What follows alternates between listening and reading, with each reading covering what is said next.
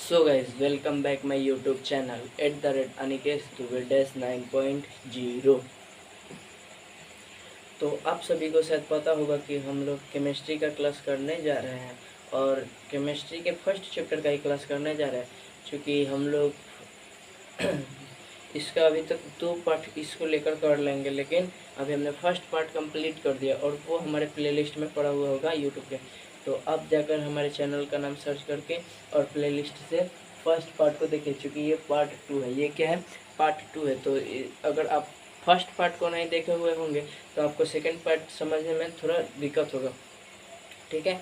हाँ, तो एक और बात कहना चाहूँगा, अगर आप सभी को आप सभी बच्चों को वीडियो अच्छी लगे तो चैनल को लाइक और सब्सक्राइब जरूर कर ले और अपने सभी दोस्तों में शेयर जरूर से कर दें। तो हमने फर्स्ट पार्ट को कल ही पढ़ लिया था, फर्स्ट पार्ट को कल ही पढ़ लिया था। आज हमारा कौन सा पार्ट है? आज हमारा सेकेंड पार्ट है। कौन सा पार्ट है? सेकेंड पार्ट है। तो हम लोग सेकेंड पार्ट को आज पढ़ने जा रहे हैं। उससे पहले हम लोग पहले वाले क्लास का एक बार रिवीजन कर लेते हैं।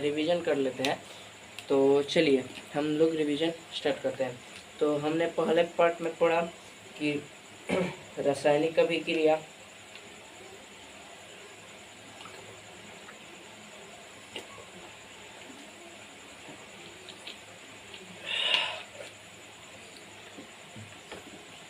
हमने पहले पार्ट में पढ़ा कि रासायनिक अभिक्रिया होती क्या है।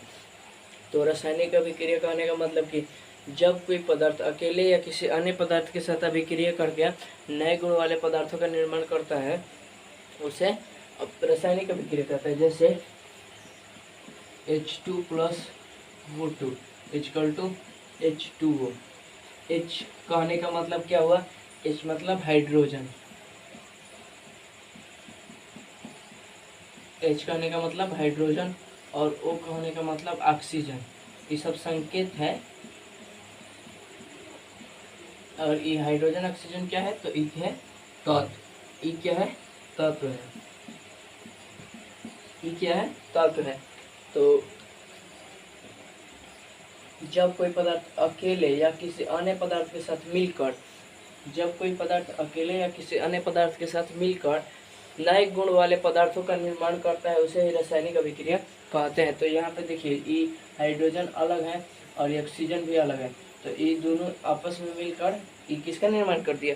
H2O, जल का निर्माण कर दिया। और ये लिक्विड फॉर्म में था। तो ये अब पहले ही गैस फॉर्म में था, तो अब ये लिक्विड फॉर्म में हो गया, ठीक है। चलिए आगे बढ़ते हैं। तो हमने इसे समझ लिया, अब हम लोग आगे बढ़ते हैं। हमने क्या पढ़ा था? रासायनिक अभिक्रिया समझिए। और हमने ये भी पढ़ा था कि रासायनिक अभिक्रिया होती कैसी है, ये भी हमने समझ लिया था। रासायनिक अभिक्रिया होती कैसे है, ये भी हमने समझ लिया था। चलिए, और हमने क्या समझा था? और हमने अभिकारक और प्रतिफल या उत्पाद के बारे में भी समझा था। तो अभिकारक कहने का मतलब क्या हुआ? तो चलिए मैं आप सभी को बताता हूँ। डस्टर किधर है जी?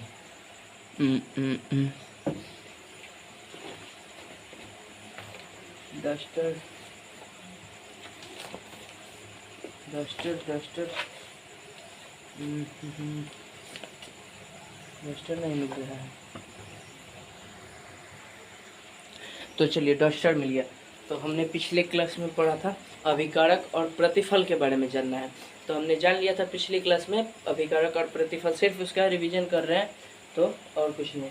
तो इसको पहले क्लीन करते हैं। क्लीन हो गया। उसके बाद अभिकारक और प्रतिफल। अभिकारक अभी मैंने आपको बताया H2 plus O2 equal to H2O। ये मैंने अभी आपको बताया H2O। अभी मैंने आपको बताया H2O, मैंने अभी आपको बताया। तो इसमें अभिकारक और प्रतिफल क्या होगा आप बताइए। तो देखिए, तीर के बाएं साइड, तीर के किस साइड? बाएं साइड। तो ऐसे हम घूमे तो ऐसे बाएं साइड ना, अगर हम कॉपी की तरफ या व्हाइट बोर्ड की तरफ घूमे तो हमारा बायां साइड ये हो जाएगा, तो ये जो बीच में तीर होता है, इसके बाएं साइड की ओर के जो बाएं साइड का होता है उसे हम लोग क्या कहते हैं? अभिकारक कहते हैं।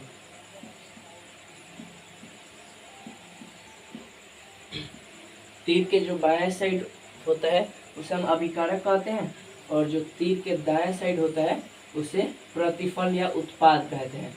उसे उत्पाद या प्रतिफल,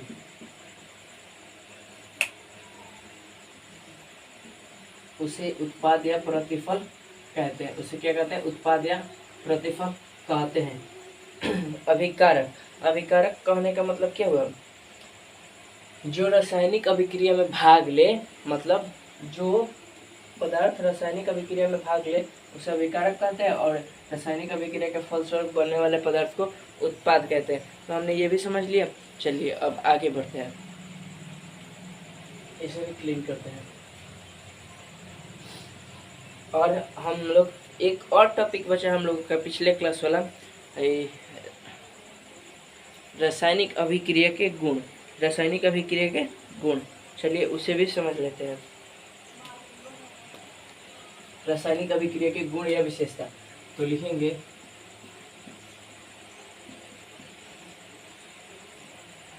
रासायनिक अभिक्रिया के गुण या विशेषता।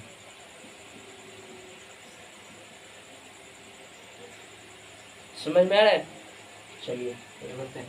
तो रासायनिक अभिक्रिया के गुण हमने लिखवाए थे, तो हमने उसमें पहला लिखवाया था गैस की उत्पत्ति। पहला क्या लिखवाया था? गैस की उत्पत्ति।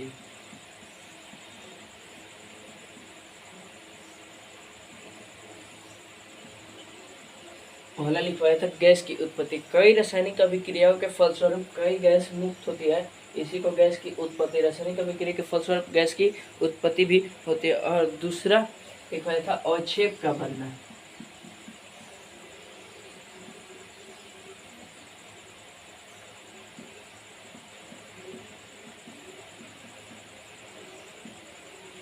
अवक्षेप का बनना से आप समझते हैं क्या होता है? अवक्षेप का बनना कहने का मतलब, अगर कोई बर्तन है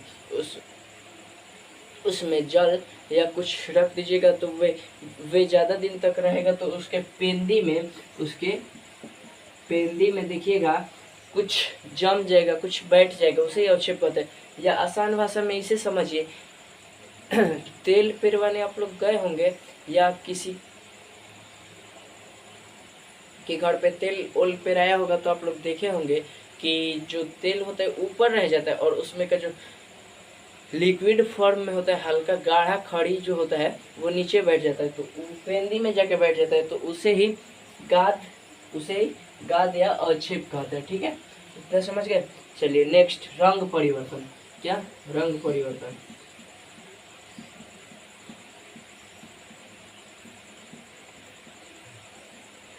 कई रासायनिक अभिक्रिया के फलस्वरूप पदार्थों के रंग में भी परिवर्तन होता है। क्या होता है? पदार्थों के रंग में भी परिवर्तन होता है। चलिए नेक्स्ट, ताप परिवर्तन। क्या है? ताप परिवर्तन।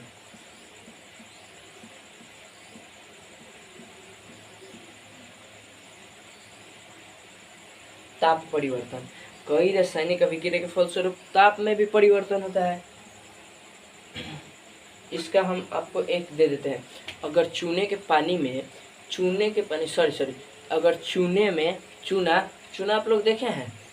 अरे जो खैनी के संगे मल के जो बूढ़े लोग दाबते हैं ना, उसी को चूना कहते हैं। तो चूने में जब चूने में पानी को मिलाया जाता है, तो उबलने लगता है। आप देखे होंगे चूने में जब पानी को मिलाया जाता है तो ये उबलने लगता है। चूने में जब पानी को मिलाया जाता है तो ये उबलने लगता है। इसी को कहते हैं ताप में परिवर्तन। रासायनिक अभिक्रिया वो भी है। और अवस्था में परिवर्तन, चलिए अवस्था में परिवर्तन एक है, तो यहाँ पे लिख लेते हैं अवस्था में परिवर्तन। अवस्था में परिवर्तन, जैसा कि हमने आपको हर एक स्टेप में मैंने आपको एक उदाहरण दिया, H2 + O2 = H2O। जैसे कि आप देख सकते हैं H2 + O2 = H2O। H2 H का होने का मतलब हाइड्रोजन, हाइड्रोजन अभी किस फॉर्म में है? अभी हाइड्रोजन गैस के फॉर्म में है। किस फॉर्म में है? गैस के फॉर्म में। फॉर्म मतलब रूप, गैस के रूप में है। तो देखिए H से हाइड्रोजन और O से ऑक्सीजन, ये दोनों अभी किसके फॉर्म में है? अभी ये लोग गैस के फॉर्म में है। और इन दोनों में जब अभिक्रिया होगा तो ये फटक दे बन जाएगा जल, H2। क्या बन जाएगा? जल। और जल किस फॉर्म में होता है? लिक्विड, यानी द्रव। जल किस फॉर्म में होता है? द्रव। तो मैं ऐसा करता हूँ आप लोगों का रिवीजन हो गया। चलिए अब हम लोग अपने इस टॉपिक पे आते हैं जो इसमें पढ़ना है। चलिए, तो इसमें पढ़ने से पहले मैं आप सभी से रिक्वेस्ट करना चाहता हूँ कि आप लोग वीडियो को लाइक और चैनल को सब्सक्राइब जरूर से कर दें।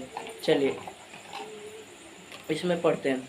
सबसे पहले हाँ, एक और बात, हम आप लोगों को कुछ सूत्र भी लिखवा देते हैं जिसे आप याद कर लीजिएगा, आपके लिए बेहतर होगा, क्योंकि उसका वो महत्वपूर्ण है एग्ज़ाम में। उसी में से अगल बगल करके पूछ देता है कभी कभी, तो ऑब्जेक्टिव टाइप में पूछता है।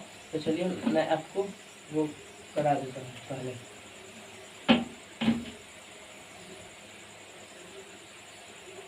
चलिए, कितने बच्चे इसमें कंफ्यूज भी हो जाते हैं, इसीलिए मैं करवा देता हूँ। हमने बोला ना एकदम जीरो लेवल से आपको हीरो तक पहुँचाना है। कहाँ तक पहुँचाना है? जीरो लेवल से आपको हीरो तक पहुँचाना है, तो मेहनत करना पड़ेगा। चलिए सबसे पहले चलिए हाइड्रोक्लोरिक अम्ल,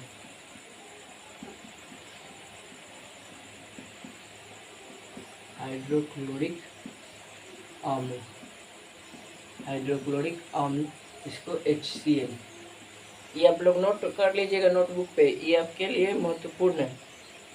सल्फ्यूरिक अम्ल,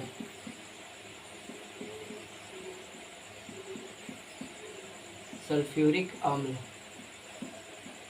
इसका क्या हो जाएगा? सल्फ्यूरिक अम्ल कहने का मतलब H2SO4। सल्फ्यूरिक अम्ल का सूत्र क्या होता है? रासायनिक नाम है या आप सूत्र भी कह सकते हैं। तो H2SO4, H2SO4,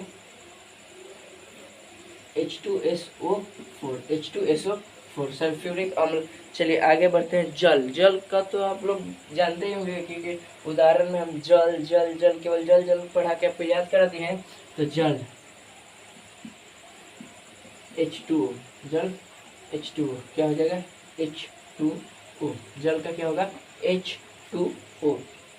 चलिए कार्बन डाइऑक्साइड क्या हो जाएगा? कार्बन डाइऑक्साइड, कार्बन डाइऑक्साइड, इसका क्या हो जाएगा? CO2। इसका क्या हो जाएगा? CO2। ठीक है। चलिए और एक लास्ट आपको लिखाते हैं, कैल्शियम कार्बोनेट। लिखते 1 2 3 4 कैल्शियम कार्बोनेट।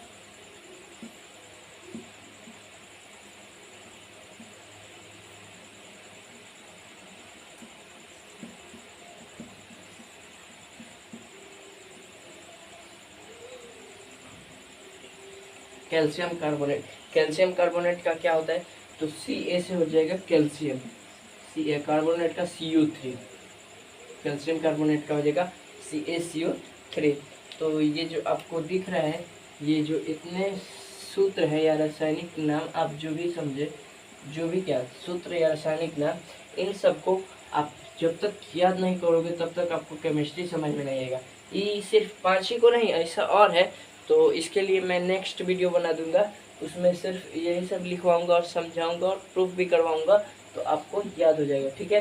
तो ये जब तक आपके दिमाग में सेट नहीं होगा तब तक आपको केमिस्ट्री उतनी बढ़िया से समझ में नहीं आएगी।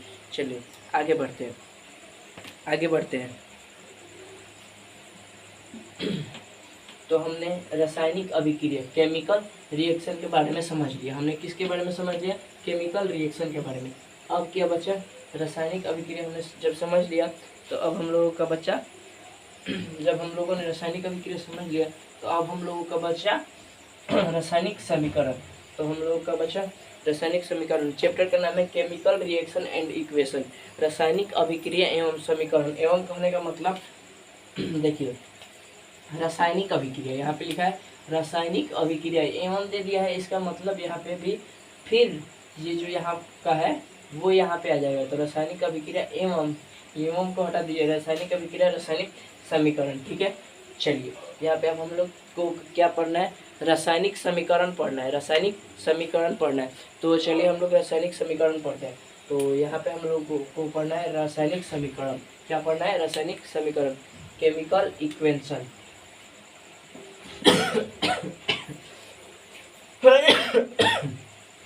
चलिए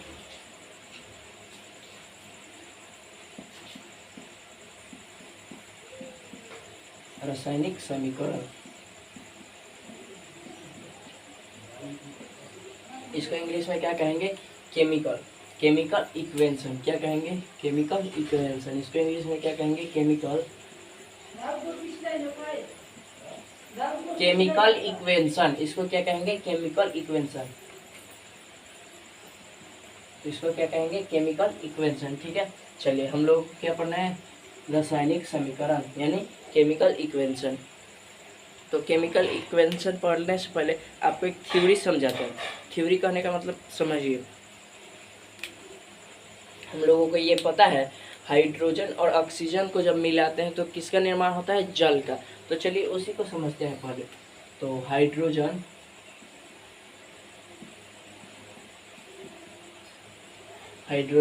plus oxygen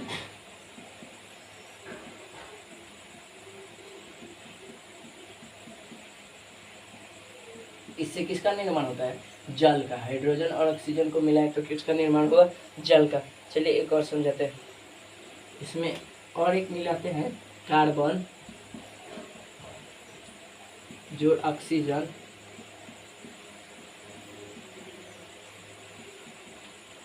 carbon plus oxygen से हो जाएगा कार्बन डाइऑक्साइड।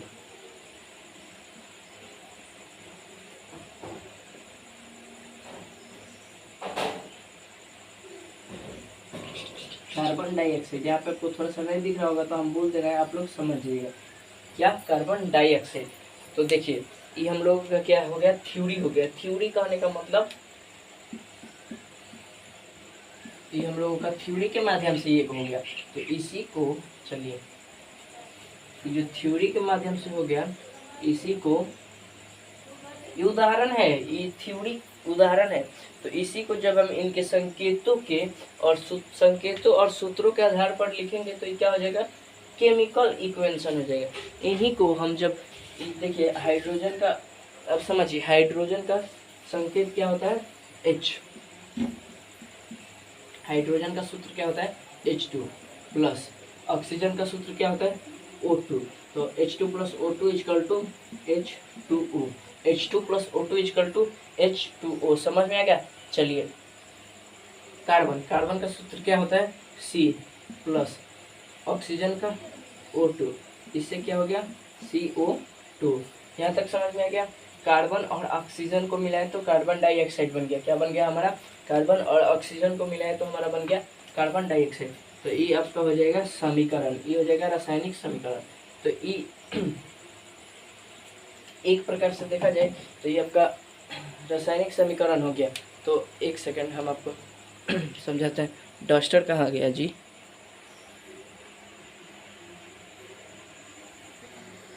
हाँ ये रहा डस्टर, मिल गया।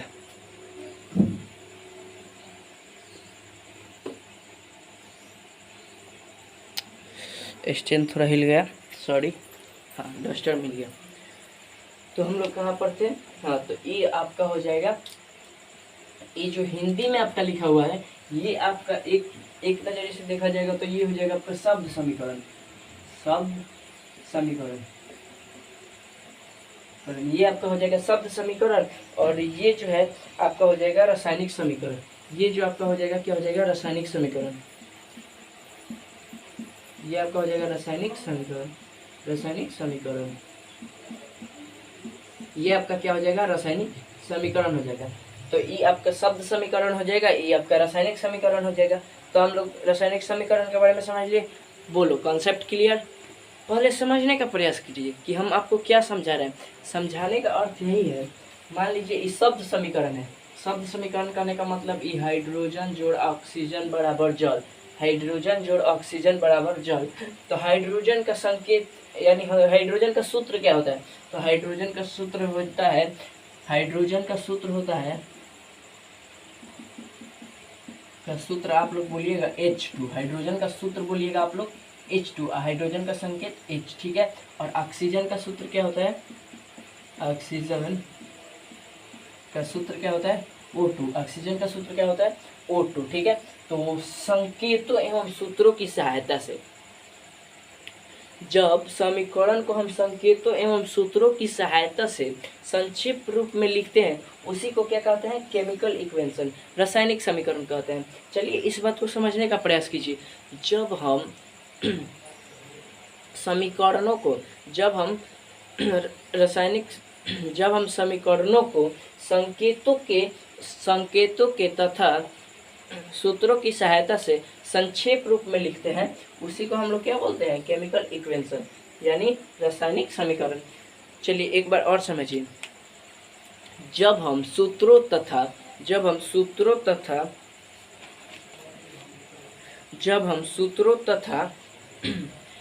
संकेतों की सहायता से, जब हम सूत्रों तथा संकेतों की सहायता से अभिक्रिया को संक्षिप्त रूप में लिखते हैं, उसे ही क्या बोलते हैं? केमिकल इक्वेशन बोलते हैं। उसे क्या बोलते हैं? रासायनिक समीकरण बोलते हैं। चलिए इसका परिभाषा भी लिख लीजिए। इतना क्लियर? चलिए स्क्रीनशॉट लेना चाहते हैं तो स्क्रीनशॉट ले लीजिए, तो आगे हम क्लीन करते हैं। चलिए अब आगे बढ़ते हैं। इतना आप लोगों को क्लियर? चलिए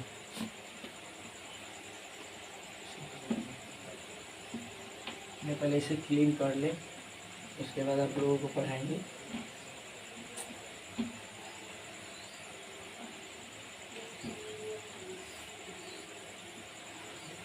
अगर आपको समझ में आए तो चैनल को लाइक और वीडियो को लाइक और चैनल को सब्सक्राइब जरूर से कर लें। चलिए अब हम लोग रासायनिक समीकरण की परिभाषा लिखेंगे। क्या लिखेंगे? रासायनिक समीकरण की परिभाषा।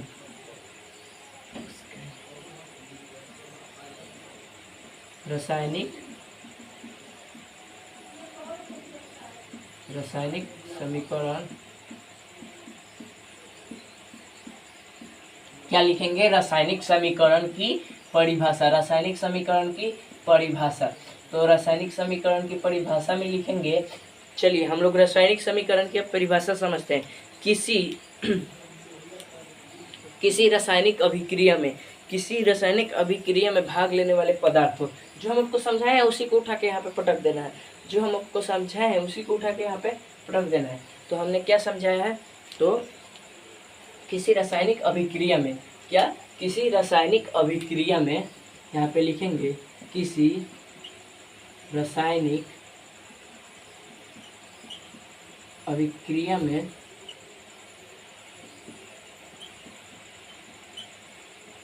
किसी रासायनिक अभिक्रिया में, ठीक है, किसी रासायनिक अभिक्रिया में भाग लेने वाले पदार्थों को, किसी रासायनिक अभिक्रिया में भाग लेने वाले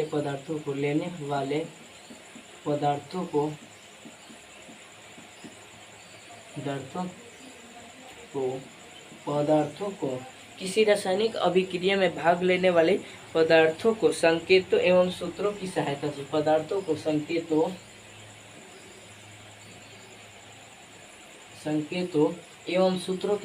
संकेतों एवं सूत्रों की सहायता से, सूत्रों की सहायता से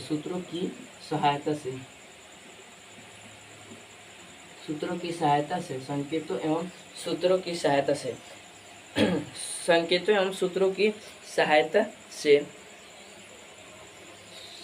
अभिक्रिया को संक्षेप रूप में करना है।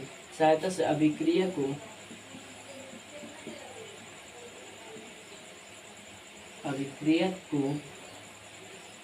संक्षेप रूप में करना है। अभिक्रिया को संक्षेप रूप में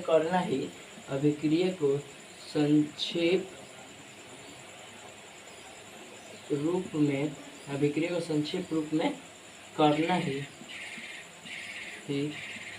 क्या कहलाता है? रासायनिक समीकरण कहलाता है। क्या कहलाता है? रासायनिक समीकरण कहलाता है। क्या कहलाता है? रासायनिक समीकरण कहलाता है।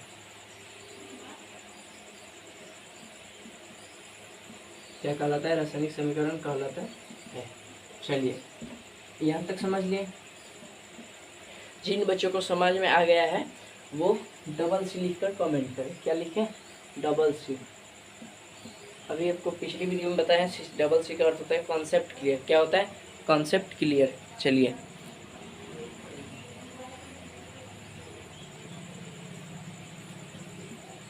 हाँ, क्या कहलाता है? चलिए एक बार और इसे समझाते हैं।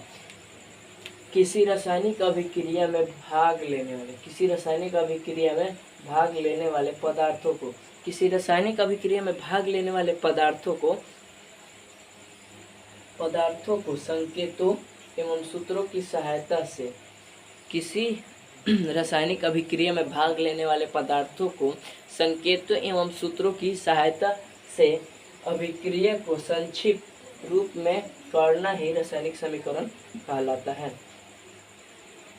अभिक्रिया को संक्षिप्त रूप में करना ही रासायनिक समीकरण कहलाता है। चलिए और भी रासायनिक समीकरण कहलाता है। चलिए अब ये समझते हैं रासायनिक समीकरण कितने प्रकार के होते हैं। आज समझते हैं। अब समझते हैं रासायनिक समीकरण कितने प्रकार के होते हैं। तो यहाँ पे समझते हैं रासायनिक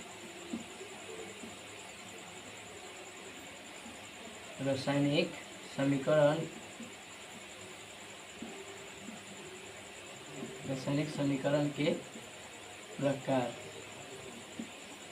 रासायनिक समीकरण के प्रकार। इतना तक हमारा कॉन्सेप्ट क्लियर है। अब हम लोग नए टॉपिक पे आए हैं, रासायनिक समीकरण के प्रकार।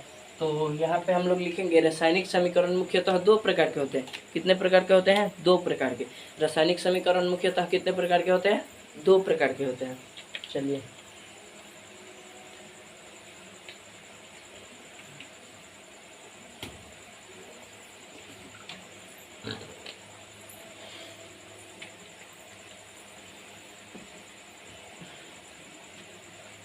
तो आगे बढ़ते हैं। रासायनिक समीकरण मुख्यतः कितने प्रकार के होते हैं? दो प्रकार के होते हैं। तो यहाँ पे लिखेंगे रासायनिक समीकरण, यहाँ पे लिखेंगे रासायनिक समीकरण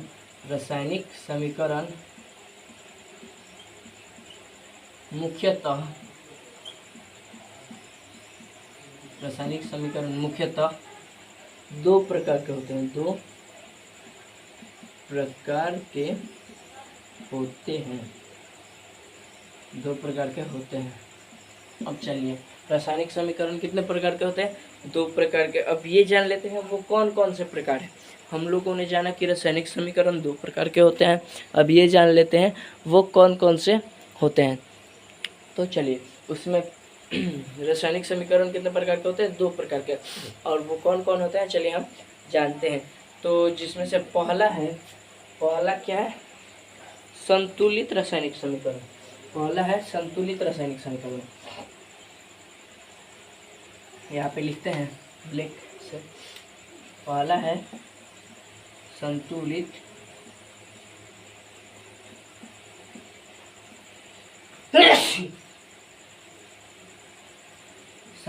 रासायनिक समीकरण।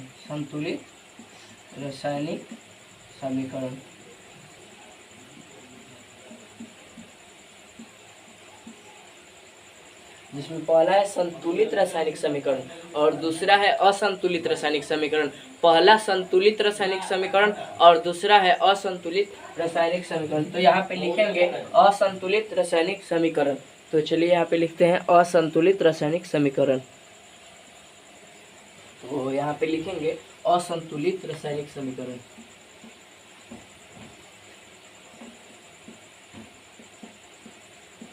असंतुलित रासायनिक समीकरण। क्या लिखेंगे?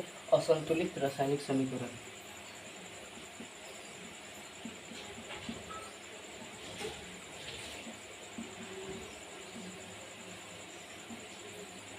चलिए हम लोगों ने इस पेज पे क्या जाना कि रासायनिक समीकरण आखिर होता क्या है, उसकी परिभाषा।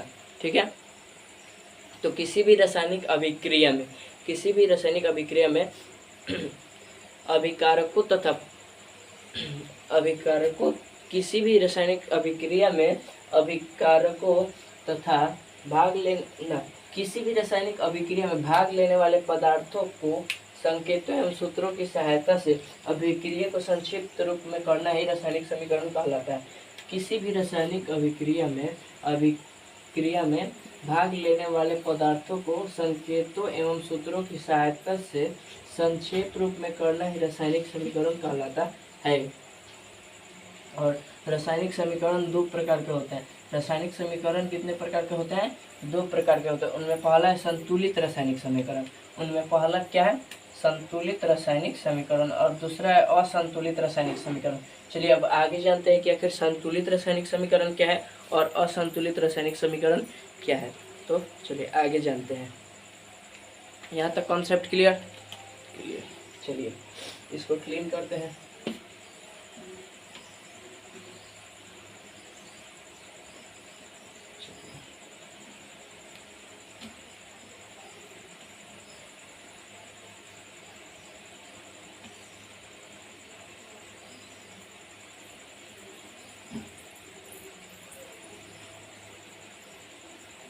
चलिए यहाँ पे हम लोग क्या जानना है?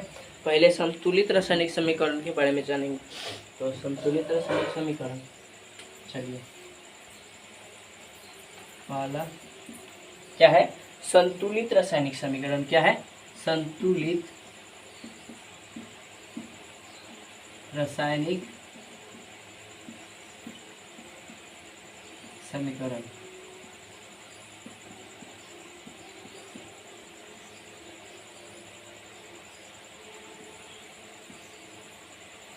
जिसमें पहला क्या है? संतुलित रासायनिक समीकरण।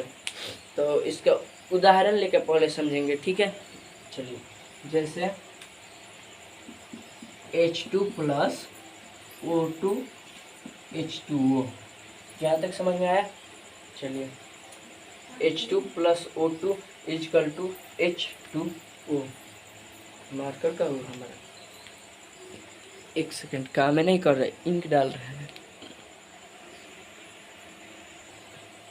चलिए यहाँ पे समझे संतुलित रासायनिक समीकरण। तो यहाँ पे एक उदाहरण लेते हैं H2 प्लस O2 से H2O। तो यहाँ पे सबसे पहले ये समझेंगे कि इसमें तत्व कौन कौन से हैं। इसमें ये समझेंगे तत्व कौन कौन से हैं। तो सबसे पहले यहाँ पे लिखेंगे तत्व कौन कौन से हैं। तो तत्व में हाइड्रोजन, H से होता है हाइड्रोजन, O से ऑक्सीजन। चलिए ये जान लिए। और सबसे पहले हमने आपको बताया था कि तीर के बाईं ओर अभिकारक होते हैं और दाईं ओर प्रतिफल या उत्पाद, और दाईं ओर प्रतिफल या उत्पाद, और बाईं ओर अभिकारक। तो चलिए अभिकारक और यहाँ पे उत्पाद, ठीक है। चलिए यहाँ पे तत्व लिख लिए हाइड्रोजन और ऑक्सीजन। तो यहाँ पे ये देखेंगे, सबसे पहले समझने का प्रयास करिए। केमिस्ट्री याद करने वाला सब्जेक्ट नहीं, समझने वाला सब्जेक्ट है। तो यहाँ पे देखिए हाइड्रोजन में कितने परमाणु हैं? 2। तो यहाँ पे अभिकारक में कितने हैं? 2, लिख दिए 2। और यहाँ पे प्रतिफल में कितने हैं? 2।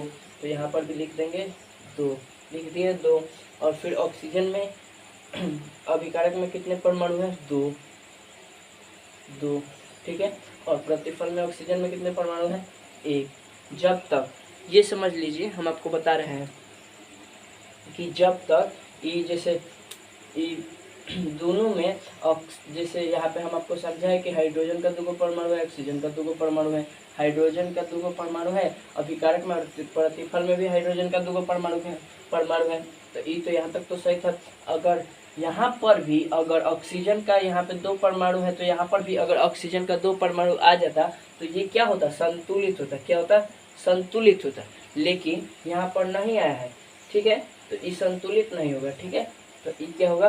असंतुलित रासायनिक समीकरण होगा। क्या होगा? असंतुलित रासायनिक समीकरण होगा। चलिए ये हेडिंग को मिटा दीजिए। पहले हम लोग आपको संतुलित और असंतुलित समझाते हैं। पहले संतुलित और असंतुलित समझाते हैं, फिर उसके बाद हेडिंग देकर समझाएंगे। चलिए पहले संतुलित और असंतुलित समझिए, उसके बाद हेडिंग से समझेंगे। तो देखिए यहाँ पर अगर ऑक्सीजन का परमाणु संख्या प्रतिफल में भी 2 आता तो ये क्या होता, संतुलित होता। तो यहाँ पे प्रतिफल में 2 नहीं आया, तो इसलिए सीधे आप कह देंगे क्या कि ई क्या है, ये असंतुलित है। तो ये जो रासायनिक समीकरण है ये क्या है, असंतुलित है। रासायनिक समीकरण क्या है, असंतुलित है। तो यहाँ पे लिखेंगे असंतुलित, क्या है, असंतुलित है। चलिए और एक उदाहरण लेते हैं, जैसे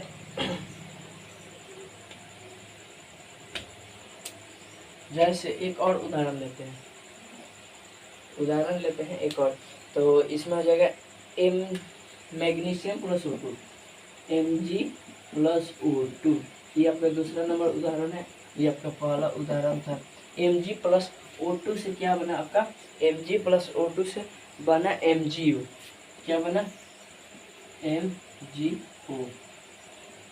तो सबसे पहले हम लोग इसमें देखेंगे कि आखिर इसमें तत्व कौन कौन सा है, अभिकारक में कौन कौन सा तत्व है, ठीक है, और प्रतिफल। तो अभिकारक में तत्व पहले लिखेंगे, क्या लिखेंगे, तत्व। तो इसमें है मैग्नीशियम Mg और यहाँ पर है O, मैग्नीशियम और ऑक्सीजन है, ठीक है। तो यहाँ पे अभिकारक लिखेंगे। तो सबसे पहले यहाँ पे तीर के बाएं साइड वाला क्या होता है, अभिकारक, और दाएं साइड वाला उत्पाद। तो यहाँ पे उत्पाद, और यहाँ पे लिखेंगे प्रतिफल। चलिए आप लोगों को समझ में आ रहा है, तो वीडियो को लाइक और चैनल को सब्सक्राइब जरूर से कर दें। यहाँ पे लिखेंगे प्रतिफल और यहाँ पे लिखेंगे उत्पाद। तो इसमें अभिकारक में इसमें अभिकारक लिखेंगे, सॉरी गलती हो गया, यहाँ पे लिखेंगे अभिकारक। अभिकारक में देखिए मैग्नीशियम का परमाणु संख्या क्या है, 1 है, कुछ नहीं है तो 1 है। तो यहाँ पर भी 1, और इसमें भी कुछ नहीं है तो 1 है। और यहाँ पे ऑक्सीजन का 2 दे दिया है, तो यहाँ पर 2 है और यहाँ पर 1। तो ये देखिए ये मैच नहीं कर रहा है, तो इसीलिए ये भी असंतुलित होगा। क्या होगा, असंतुलित होगा। क्या होगा, असंतुलित है।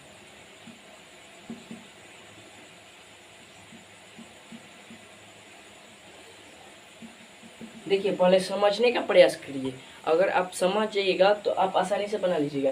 केमिस्ट्री रटने का विषय नहीं है, केमिस्ट्री समझने का विषय है। तो चलिए पहले समझिए। तो यहाँ तक 2 एग्जाम्पल दे दिए, आपको समझ में आ गया। चलिए नेक्स्ट एग्जाम्पल लेते हैं। और संतुलित का 2 एग्जाम्पल लेकर समझ लिए। अब चलिए अब संतुलित का 2 एग्जाम्पल लेकर समझते हैं। चलिए इसको क्लीन करते हैं पहले।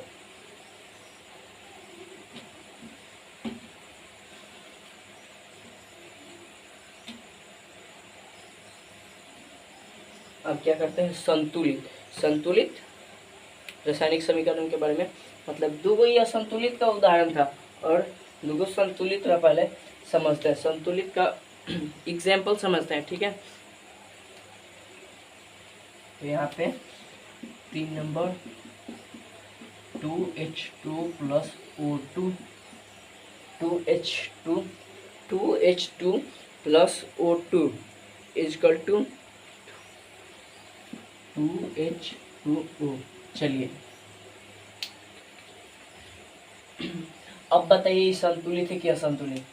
सबसे पहले असंतुलित है कि असंतुलित, इसको चेक करने के लिए सबसे पहले आइए क्या करते हैं, हम आपको बताते हैं कि इसके लिए क्या करना है। तो सबसे पहले इसमें देखना है तत्व कौन कौन है। तत्व कौन कौन है, तो हाइड्रोजन और ऑक्सीजन है, ठीक है। चलिए देखते हैं।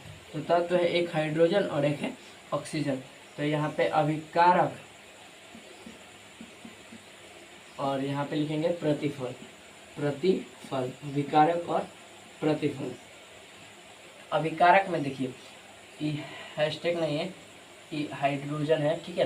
तो अभिकारक में देखिए हाइड्रोजन का परमाणु संख्या कितना है, तो कुछ देखिए यहाँ पे 2 और यहाँ पर 2 है। अगर आपको जब कभी भी ऐसा दिखेगा तो इन दोनों का क्या कर दीजिएगा, गुणा कर दीजिएगा। क्या कर दीजिएगा, गुणा, यही नियम है, ठीक है। तो जैसे देखिए 2H2 तो इन दोनों का गुणा होगा, तो H का होल 2H हो जाएगा 4, तो H का क्या हो जाएगा 4, तो हाइड्रोजन के कितने परमाणु हो जाएगा 4।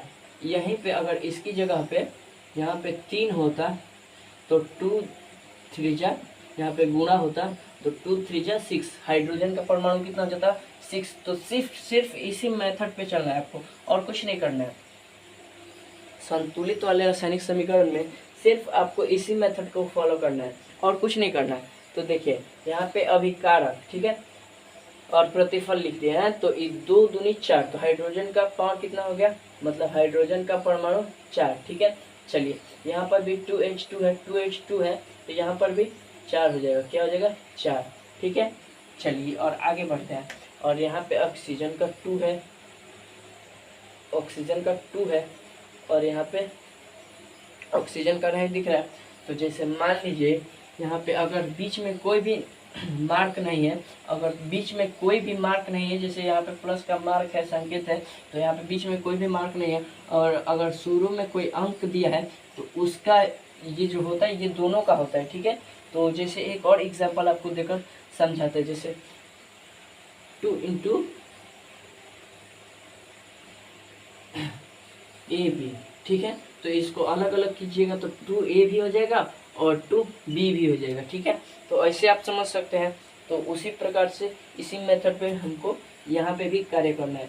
तो जैसे यहाँ पे 2H2 दिया था तो 2 2 जा 4 हुआ, तो यहाँ पर भी 4 हुआ। तो देखिए यहाँ पे ऑक्सीजन का कितना परमाणु दिया है 2, ऑक्सीजन का परमाणु 2 है, और यहाँ भी ऑक्सीजन का परमाणु 2 है। तो मान लीजिए ये अलग अलग है 2H2 या 2O, इसको ऐसे लिख सकते हैं, अवश्य लिख सकते हैं। तो उसी तरह से यहाँ पे इसका भी हो जाएगा 2। तो अब बताइए संतुलित है क्या संतुलित, तो कहिएगा सर ये संतुलित है, क्योंकि इसका परमाणु दोनों बराबर दिख रहा है दोनों में। तो यहाँ पे 4 4 दिख रहा है, यहाँ पे 2 2 दिख रहा है, तो ये क्या हो जाएगा संतुलित है, ये क्या हो जाएगा संतुलित हो जाएगा। चलिए ये क्या हो जाएगा संतुलित, असंतुलित नहीं, संतुलित हो जाएगा, क्या हो जाएगा संतुलित। चलिए एक और एग्जांपल लेते हैं इसमें का।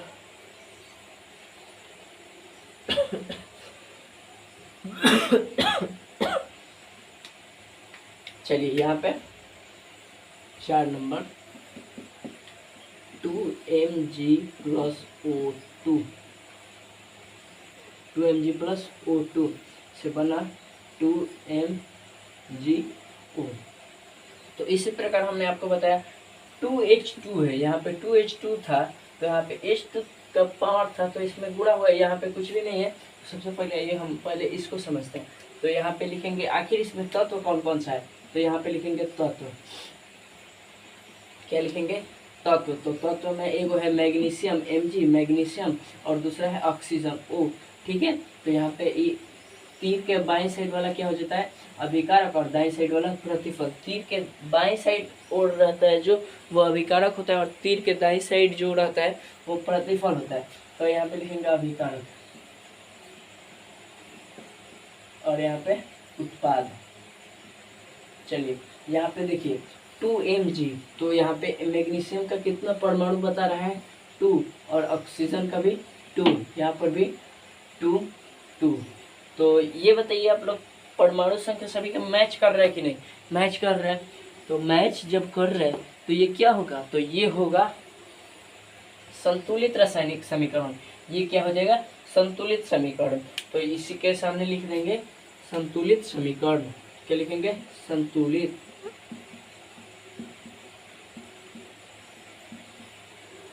चलिए यहाँ तक सभी बच्चों को समझ में आ गया। चलिए आगे बढ़ते हैं। आगे बढ़ने से हम पहले आपको एक मोटिवेशनल लाइन समझाते हैं, ठीक है, बताते हैं। चलिए पहले इसको क्लीन कर लें।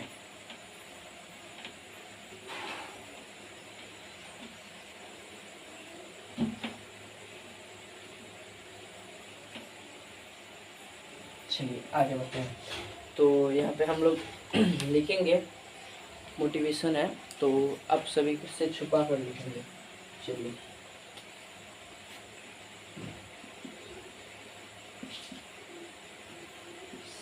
सपनों को पाने के लिए, सपनों को पाने के लिए सपनों को पाने के लिए समझदार नहीं। सपनों को पाने के लिए समझदार नहीं।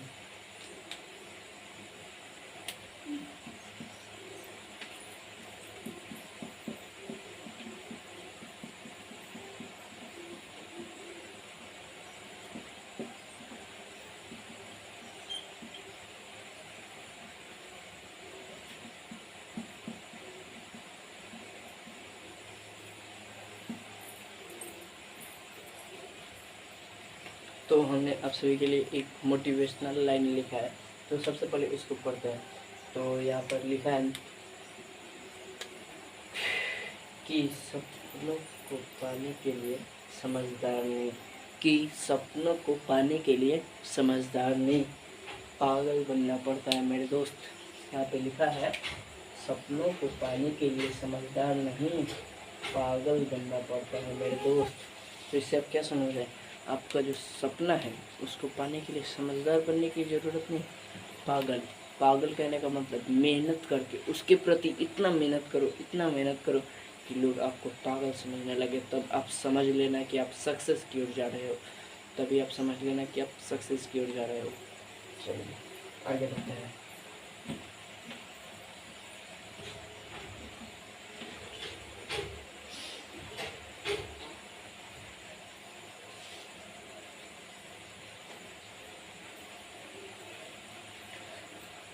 अब हम लोग उसका परिभाषा समझ लेते हैं, ठीक है।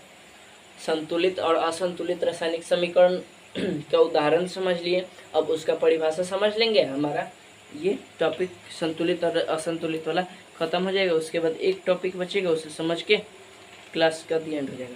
तो सबसे पहले संतुलित रासायनिक समीकरण, संतुलित समीकरण क्या? संतुलित समीकरण। तो यहाँ पे कौन लाइन कीजिए, यहाँ पे संतुलित समीकरण।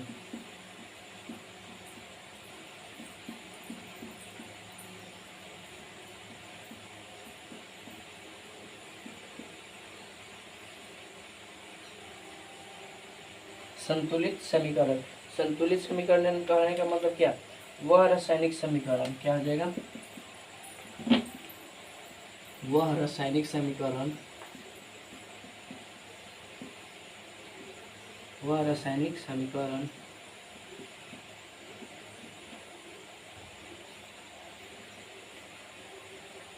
वह रासायनिक समीकरण जिसमें अभिकारक और उत्पाद, वह रासायनिक समीकरण जिसमें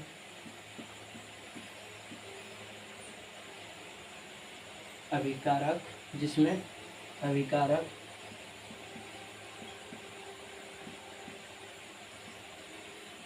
और उत्पाद,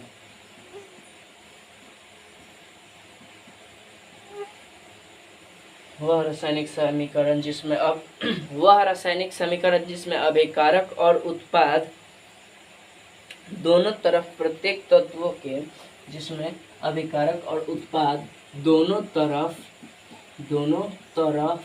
प्रत्येक तत्वों के, दोनों तरफ प्रत्येक तत्वों के, दोनों तरफ प्रत्येक तत्वों के, दोनों तरफ प्रत्येक तत्वों के वह रासायनिक समीकरण जिसमें अभिकारक और उत्पाद, वह रासायनिक समीकरण जिसमें अभिकारक और उत्पाद दोनों तरफ के प्रत्येक तत्वों के, दोनों तरफ के प्रत्येक तत्वों के परमाणुओं की संख्या, परमाणुओं की संख्या, परमाणुओं की संख्या समान हो, मतलब बराबर हो। परमाणुओं की संख्या बराबर होती है, परमाणुओं की संख्या बराबर होती है।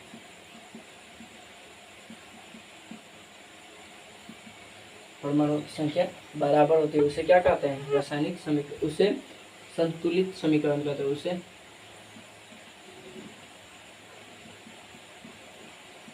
उसे क्या कहते हैं? संतुलित समीकरण कहते हैं। उसे क्या कहते हैं? संतुलित समीकरण कहते हैं। उसे क्या कहते हैं? संतुलित समीकरण कहते हैं। कहते हैं, उसे क्या कहते हैं, संतुलित समीकरण कहते हैं। चलिए आगे बढ़ते हैं। इसका एग्जाम्पल 2-3 ठो लेकर समझ लेते हैं पहले, आखिर संतुलित समीकरण कहते किसे, एक दो एग्जाम्पल ले लेते हैं। तो यहाँ पे हो जाएगा 2H2 प्लस O2, यहाँ पे क्या हो जाएगा 2H2 plus O2 equal to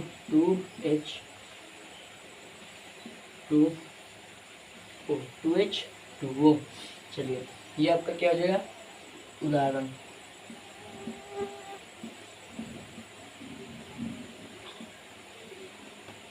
उदाहरण 1 नंबर उदाहरण हो गया। अब चलिए एक और उदाहरण देते हैं इसका एक और उदाहरण हो जाएगा 2mg प्लस O2। यहाँ पे हो जाएगा 2mg plus O2, 2mg plus O2 से क्या बनेगा, 2mg प्लस O2 से क्या बनेगा 2mgO।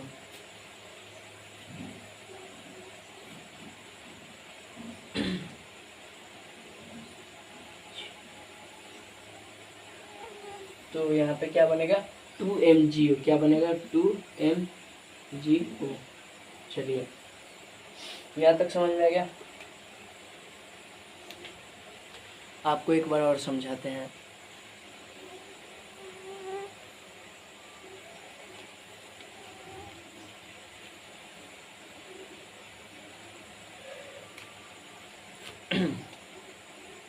संतुलित समीकरण, संतुलित समीकरण कहने का मतलब क्या, जो समीकरण संतुलित हो, तो वह समीकरण जिसमें अभिकारक और उत्पाद दोनों तरफ प्रत्येक तत्व के परमाणुओं की संख्या बराबर होती है, उसे संतुलित समीकरण कहता है। जैसे 2H2 plus O2, 2mg plus O2 equal to 2mgO। ये जो हो गया ये आपका संतुलित,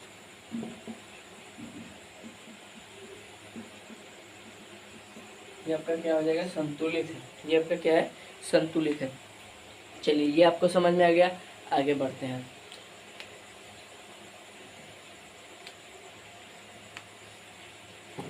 आगे बढ़ते इसको क्लीन करते हैं सबसे पहले।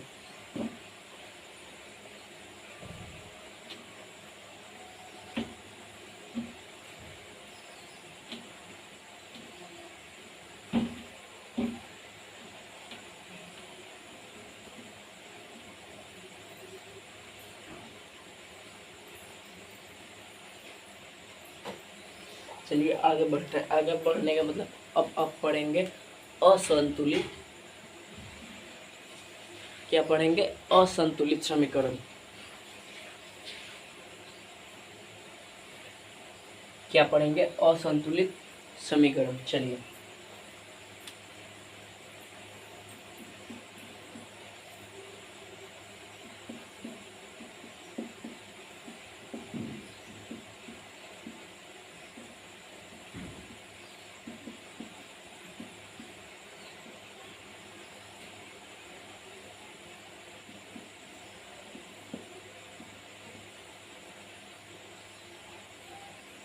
असंतुलित समीकरण क्या पढ़ना है, असंतुलित समीकरण। ठीक है चलिए इसके बारे में पढ़ते हैं। तो जो इसके पीछे लिखे ठीक उसको पलट देंगे। तो इसके पीछे क्या लिखे हम लोग, इसके पीछे हम लोग क्या लिखे, तो इसके पीछे हम लोग लिखे कि इसके पीछे हम लोग लिखे कि वह रासायनिक समीकरण जिसमें अभिकारक और उत्पाद दोनों तरफ प्रत्येक तत्वों की परमाणुओं की संख्या समान हो, बराबर हो।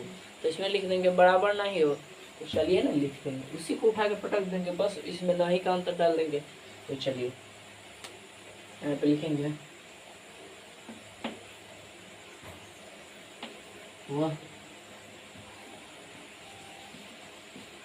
वह रासायनिक समीकरण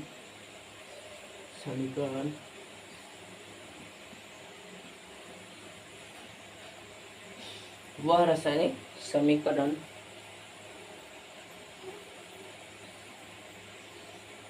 जिसमें अभिकारक और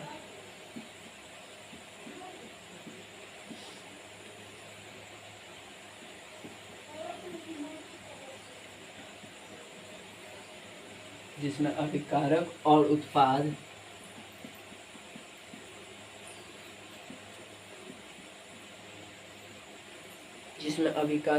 उत्पाद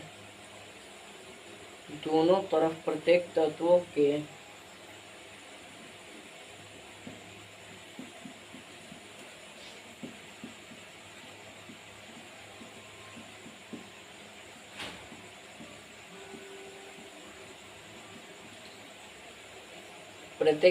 के परमाणुओं की संख्या समान नहीं होती।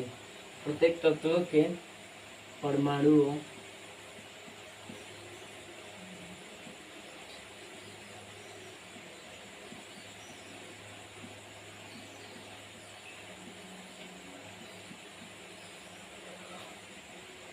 संख्या बराबर नहीं होती। इसी को क्या कहते हैं? असंतुलित रासायनिक समीकरण कहते हैं। इसी को क्या कहते हैं? असंतुलित रासायनिक समीकरण कहते हैं। जैसे 2H2 + O2 = 2H3 + O4।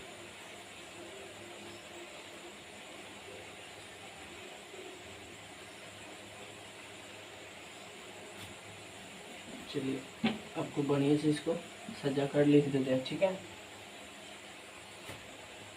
2H2 + O2 इसको लिखेंगे। देखिए 2H2 + O2 तो ये हो जाएगा H2O। ये असंतुलित रासायनिक समीकरण, कैसा रासायनिक समीकरण है? असंतुलित। चलिए और एक लिखते हैं Mg + O2। ये क्या हो जाएगा? Mg + O2 = MgO। ये आपका हो जाएगा असंतुलित। क्या हो जाएगा? असंतुलित। यहाँ तक समझ में आ गया? यहाँ तक समझ में आ गया? जितने बच्चों को यहाँ तक समझ में आ गया डबल सी लिखकर जरूर भेजें। डबल सी कहने का अर्थ क्या हुआ? Concept clear. क्या हुआ? Concept clear.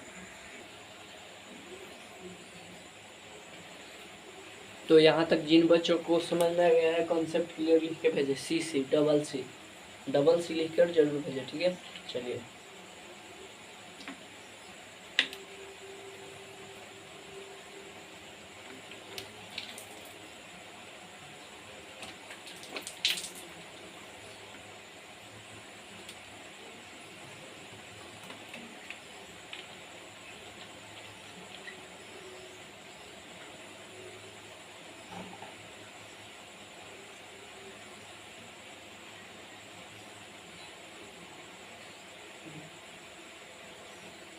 डबल सी लिख कर भेजते हैं। चलिए अब आगे हम आप लोगों को सिखाते हैं समीकरण को संतुलित करना। समीकरण को क्या करना? संतुलित करना। तो चलिए पहला उदाहरण लेते हैं। तो इस पहला उदाहरण है Fe + H2। पहले इसको क्लीन करना कीजिए और पहला उदाहरण लेके आपको समझाते हैं उदाहरण से, तो आपको बढ़िया से समझ में आएगा। चलिए पहले इसको क्लीन कर लेते हैं, उसके बाद समझेंगे।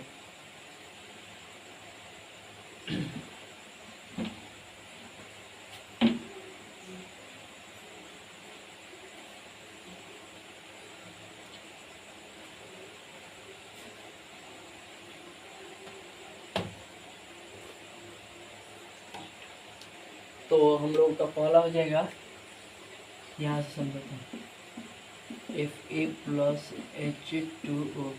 Fe + H2O = Fe3। Fe +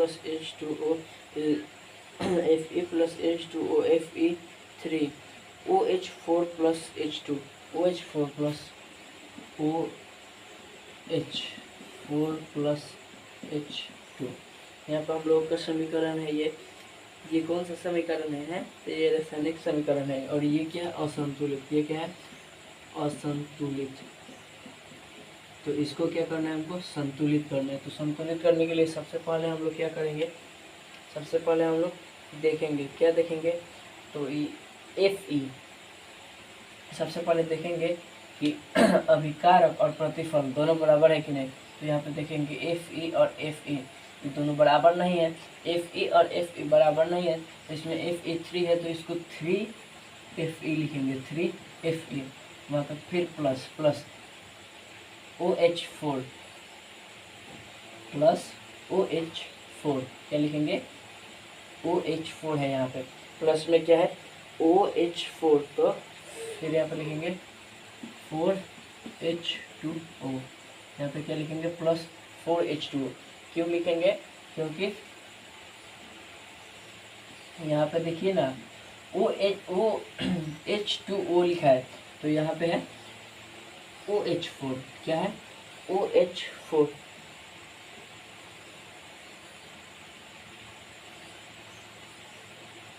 तो यहाँ पे लिखेंगे 4H2O, फिर यहाँ पे लिखेंगे ऐसे, फिर यहाँ पे लिखेंगे, अब देखेंगे इधर वाला बराबर हो रहा है Fe3 plus Fe3 plus Fe3O4, Fe3 plus Fe3O4, क्या होगा Fe3O4 होगा।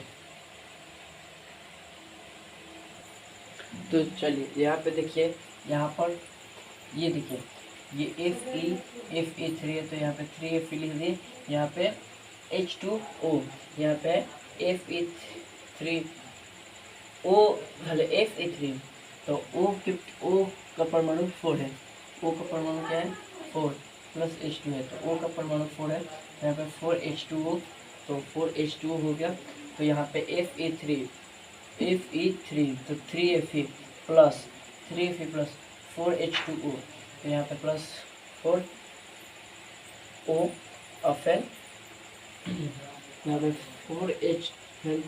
2H2 हो जाएगा प्लस 2H, तो ये आपका हो गया संतुलित, ये आपका हो गया संतुलित, ये आपका क्या हो गया संतुलित हो गया। चलिए एक और उदाहरण लेके दिखते हैं, इसी उदाहरण अब लेकर देखते हैं। N2 प्लस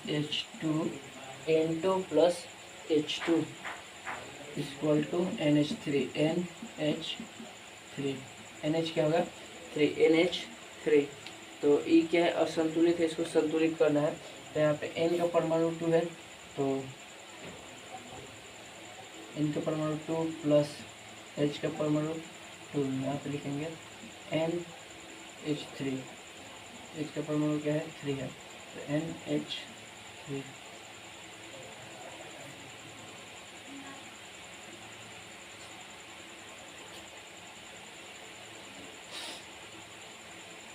टू NH3, 3 2 जा 6, और यहाँ पे हो जाएगा N2 प्लस 3 हो जाएगा, यहाँ पे 3 हो जाएगा, यहाँ पे क्या हो जाएगा 3 हो जाएगा। चलिए 3H2 3 2 जा 6 6H और 6H। चलिए यहाँ तक समझ में आ गया।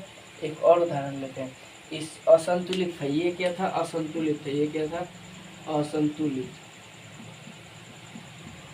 इसको क्या करना था संतुलित करना था, इसको क्या करना था संतुलित।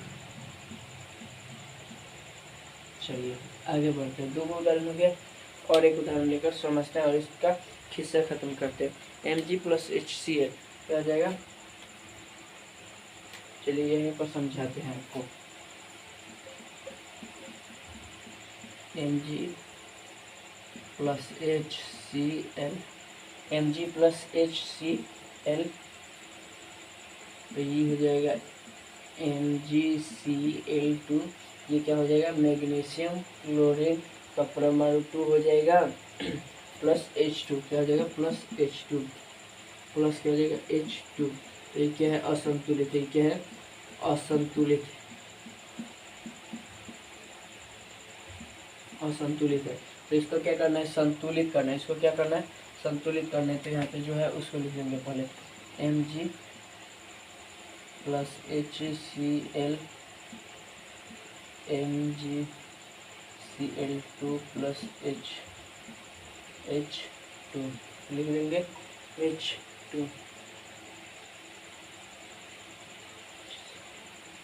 तो यहाँ पे Mg है, यहाँ पे Mg है तो Mg को छोड़ देंगे, यहाँ पे प्लस यहाँ लिखने का, और यहाँ पे HCl2 है, तो Cl2 है और H का भी परमाणु 2 है, तो 2HCl लिख देंगे तो यहाँ पर 2Cl हो जाएगा, 2HCl हो जाएगा, या 2H2 हो जाएगा, या क्या हो जाएगा 2H2।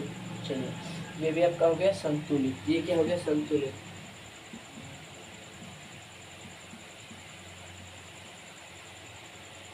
ये क्या हो गया संतुलित। ठीक है चलिए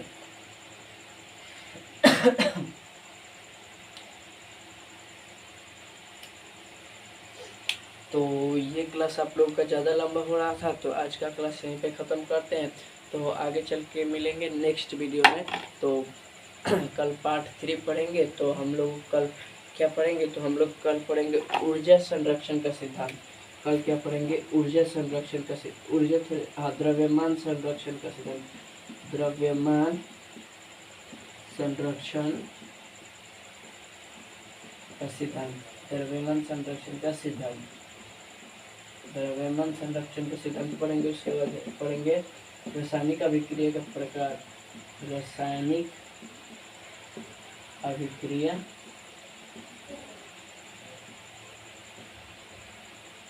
के प्रकार। रासायनिक अभिक्रिया के प्रकार।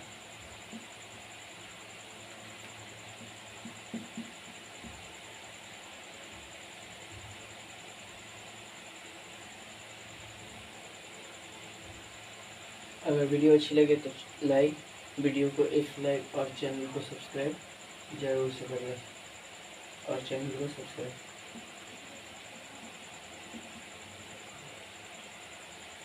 चलिए आज का क्लास यहीं पे समाप्त होता है। तो धन्यवाद। जय हिंद, जय भारत।